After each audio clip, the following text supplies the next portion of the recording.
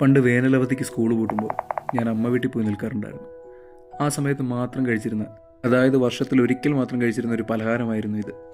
ചിരകിയ തേങ്ങയും ചെറുജീരകവും ചതച്ച വെളുത്തുള്ളിയും ഉപ്പും ഒക്കെ ചേർത്ത് കുറച്ച് വെള്ളം നന്നായിട്ട് തിളപ്പിക്കാം.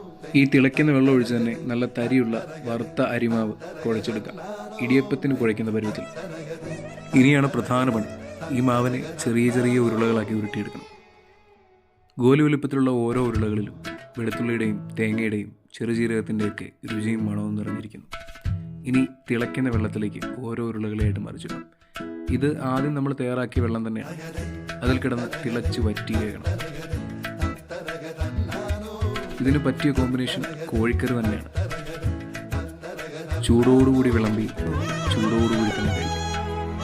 വ്യത്യസ്തമായ രുചിയും ഒപ്പം വെളുത്തുള്ളിയുടെയും ചെറുജീരകത്തിൻ്റെയും ഒക്കെ ആരോഗ്യ ഗുണങ്ങളും കൂടി നിറഞ്ഞ ഈ പലഹാരം ഇവിടെ പിടി എന്ന പേരിലാണ്